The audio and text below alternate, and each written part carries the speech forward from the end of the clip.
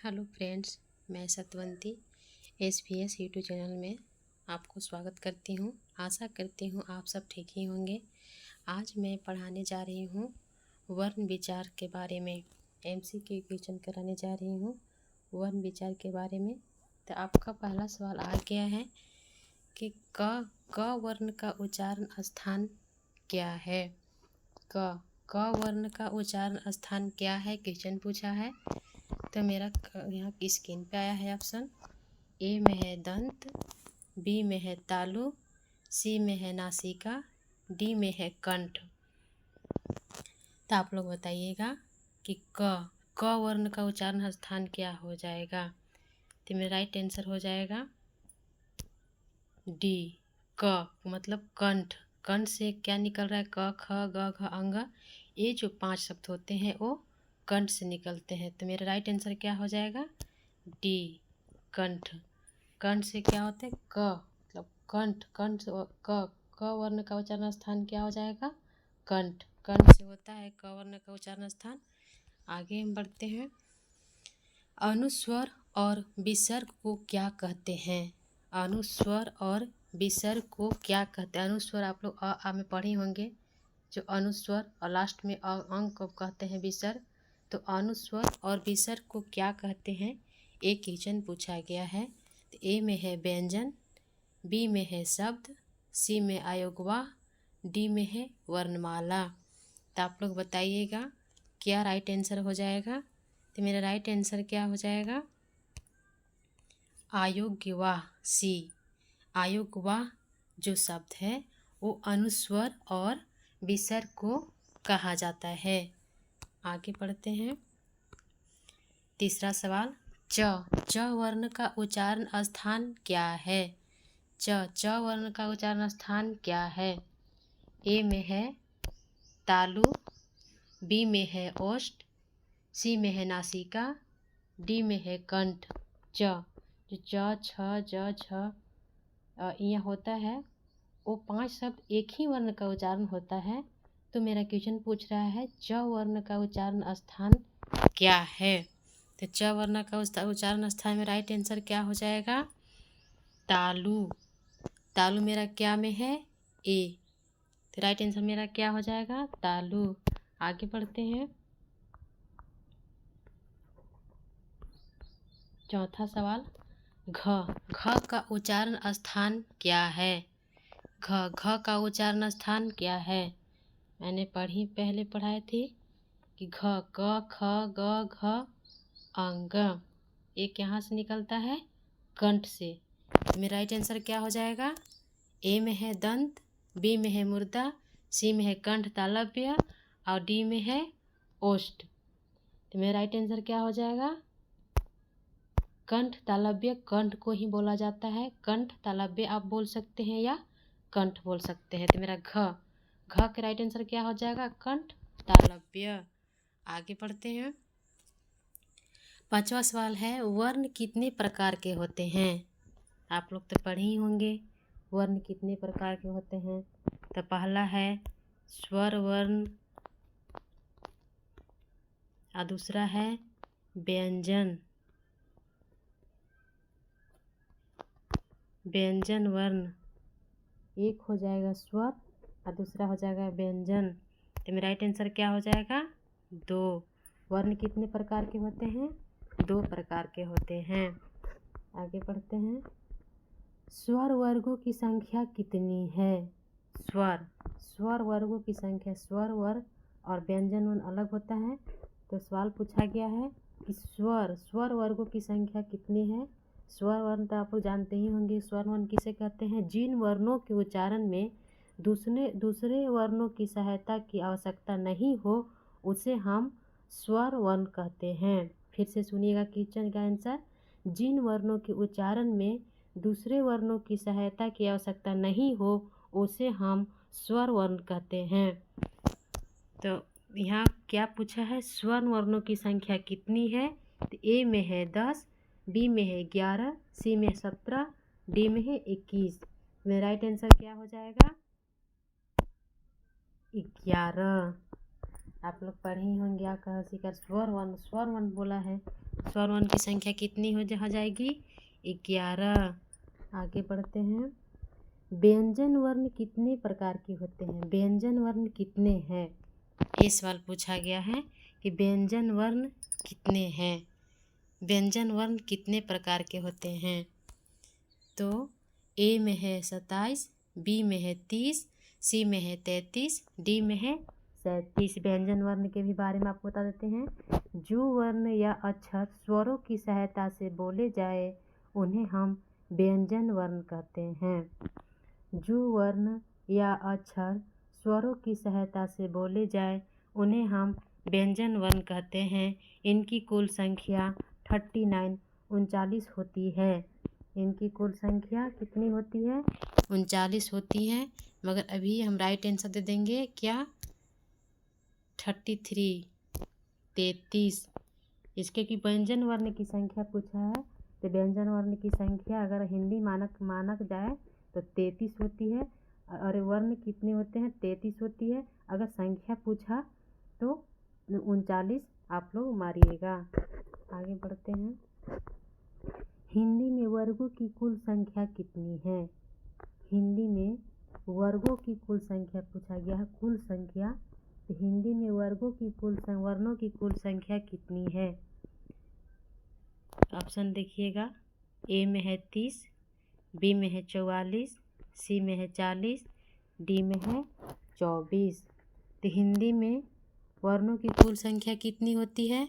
तो हिंदी में वर्णों की कुल संख्या 52 52 होती है। तो इसमें 30, 44, 40, 24 ऑप्शन में नहीं है। ये ऑप्शन में नहीं दिया गया है। इसको हम छोड़ देंगे क्योंकि ये क्वेश्चन ऑप्शन में नहीं है। तो क्वेश्चन से हमें डाउट लग रहा है, इसलिए हम आगे बढ़ते हैं। ऐसे भी हिंदी में वर्णों की कुल संख्या 52 होती है। आप लोग जान लीजिएगा, इसका आंसर 52 है। इसमें से किसी ऑप्शन में नहीं है। आगे बढ़ते हैं। छ और स वर्ण का उच्चारण स्थान क्या है? छ और तलाबी स है। छ और स वर्ण का उच्चारण स्थान क्या होता है? आप लोग बताइएगा। ए में है ओष्ठ, बी में है नासिका, सी में है तालु, डी में है दंतोष्ठ है। दंतोष्ठ है। तो आप लोग बताइएगा राइट आंसर क्या हो जाएगा? तो छ और तलाबी स दोनों को पूछा गया है, तो दोनों का राइट आंसर क्या हो जाएगा? तालु। तालु छ और स वर्ण को उच्चारण स्थान है, तो हमें राइट आंसर क्या मारेंगे? तालु। नहीं आ रहे हैं। तालु सी आंसर। आगे बढ़ते हैं। 10वां सवाल। म प फ ब भ म जो होता है लास्ट में, उसका उच्चारण स्थान सवाल पूछा गया है। म का उच्चारण स्थान क्या है? म का उच्चारण स्थान क्या है? आप लोग बताइएगा म का उच्चारण स्थान क्या हो जाएगा? म का उच्चारण स्थान आप लोग बताइएगा। म का उच्चारण स्थान क्या होगा? तो आप लोग बताइएगा म का उच्चारण स्थान क्या होगा? तो ए में है दंत, बी में है कंठ तालव्य, सी में है नासिका, डी में है मूर्धथा। तो हमें एक क्वेश्चन पे भी डाउट होता है, क्योंकि प फ ब भ म का जो उच्चारण स्थान होता है वो होता है ओष्ठ।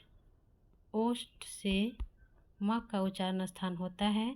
तो हमें एक क्वेश्चन पे भी डाउट लग रहा है, इसलिए इसमें ऑप्शन नहीं है ओष्ठ। ओष्ठ इसलिए हम ओष्ठ लिख दिए हैं, क्योंकि म का उच्चारण स्थान ओष्ठ होता है। इसमें दंत, कंठ तालव्य, नासिका, मुद्दा ओष्ठ नहीं है, इसलिए क्वेश्चन ओष्ठ होगा। एक क्वेश्चन पे डाउट है, इसलिए आगे हम बढ़ते हैं। 11 न का उच्चारण स्थान क्या है? आगे स्क्रीन पे देखिएगा। न का उच्चारण स्थान क्या है? ए में है दंत, बी में है नासिका, सी में है कंठ तालव्य, डी में है मूर्धा। तो आप लोग बताइएगा न का उच्चारण स्थान क्या होता है? 11 का न का उच्चारण स्थान क्या होता है, आप लोग बताइएगा। तो मेरा राइट आंसर क्या हो जाएगा, ए दंत। दंत, दंत से न, दंत दोनों जो दंत होता है वो न बोलने में सटता है, इसलिए हमें न का उच्चारण स्थान क्या हो जाएगा, दंत। आगे बढ़ते हैं। 12 किचन दुर्घव, दुर्घव आ हर्ष दुर्घव जो पढ़े होंगे उसमें दुर्घव का उच्चारण स्थान क्या होगा, दुर्घव का उच्चारण स्थान क्या है। किचन पूछा है, ए में है दंत, बी में है ओष्ठ, सी में है कंठ तालव्य, डी में है मूर्धधा। तो आप लोग बताइएगा राइट आंसर क्या होगा। तो मेरा राइट आंसर क्या हो जाएगा, ओष्ठ। मेरा राइट आंसर क्या हो जाएगा, ओष्ठ, दुर्घव। दुर्घव को भी हम क्या बोलते हैं, ओष्ठ, दुर्घव, दोनों ओठ सट रहा है, इसीलिए ओष्ठ उच्चारण स्थान क्या है, ओष्ठ। आगे बढ़ते हैं। आ जो होता है उसमें अ का उच्चारण स्थान क्या है, अ का उच्चारण स्थान क्या है। ए में है कंठ, बी में है ओष्ठ, सी में है कंठ तालव्य, डी में है मूर्धता। तो आप लोग बताइएगा क्या होगा। तो राइट आंसर क्या हो जाएगा,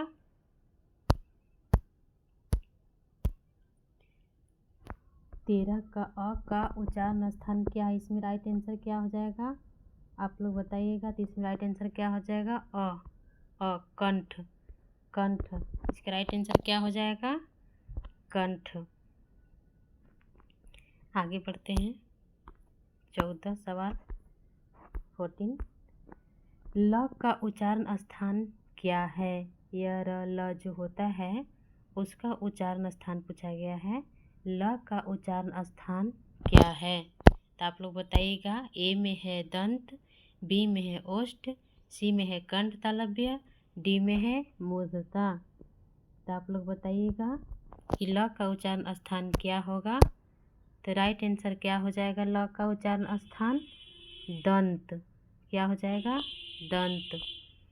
आगे बढ़ते हैं।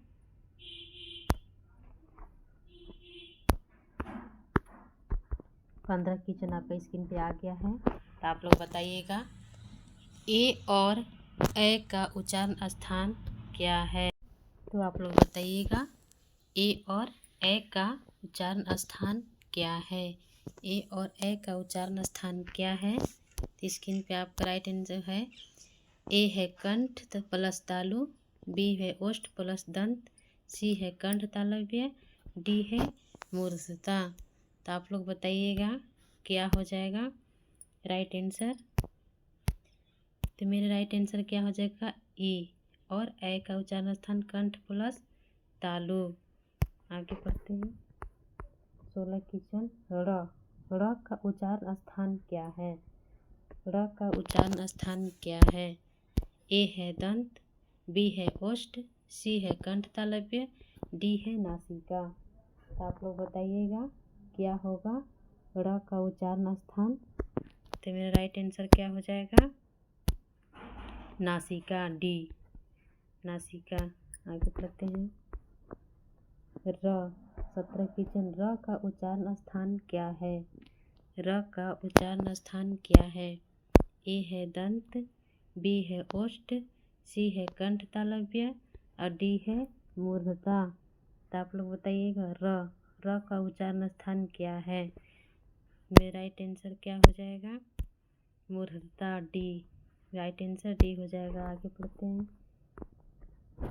हर्षई और दीर्घई वर्ण का उच्चारण स्थान क्या है। हर्षई और दीर्घई वर्ण का उच्चारण स्थान क्या है। ए में है ओष्ठ, बी में है नासिका, सी में है तालु, डी में है दंतोष्ठ है। तो आप लोग बताइएगा कि राइट आंसर क्या होगा। मेरा राइट आंसर हो जाएगा तालु, सी। आगे बढ़ते हैं। प और व का उच्चारण स्थान क्या है। प और व का उच्चारण स्थान क्या है। प और व का उच्चारण स्थान ए में आ गया है दंत प्लस ओष्ठ, बी में नासिका, सी में तालु प्लस दंत, डी में ओष्ठ प्लस नासिका। तो मेरा राइट आंसर क्या हो जाएगा? दंत प्लस ओष्ठ। प और व का उच्चारण स्थान क्या हो जाएगा? दंत प्लस ओष्ठ। घ का उच्चारण स्थान क्या है? 20 क्वेश्चन। घ का उच्चारण स्थान देखिएगा, घ के उच्चारण स्थान क्या है? तो ए में है मूर्धदा, बी में है कंठ, सी में है दंत, डी में है नासिका। तो आप लोग को राइट आंसर क्या हो जाएगा? कंठ। कंठ क ख ग घ, हम तो पहले ही बोले थे क ख ग घ अंग तक जो 5 होते हैं ये कंठ में ही आते हैं, कंठ से ही इसका उच्चारण होती है, इसलिए घ का उच्चारण स्थान कंठ हो जाएगा। सी। विसर्ग का उच्चारण स्थान क्या है? विसर्ग का उच्चारण स्थान क्या है? विसर्ग ए में है तालु, बी में है दंतोष्ठ, सी में है मूर्धता, डी में है कंठ। तो कंठ विसर्ग का उच्चारण स्थान क्या है? तो मेरा राइट आंसर क्या हो जाएगा? कंठ, डी। मेरा राइट आंसर क्या हो जाएगा? डी। आगे बढ़ते हैं। निम्नलिखित में महाप्राण आघोष वर्ण कौन है? महाप्राण आघोष वर्ण कौन है? वर्ण विचार में एक घोष वर्ण, एक आघोष वर्ण भी होता है, जिसे हम महाप्राण आघोष या घोष वर्ण कहते हैं। तो यहाँ पूछा गया है निम्नलिखित में से महाप्राण आघोष वर्ण कौन है? तो महाप्राण आघोष वर्ण आप लोग बताइएगा।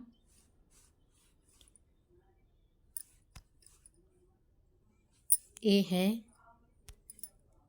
च, बी है छ, सी है घ और डी है झ।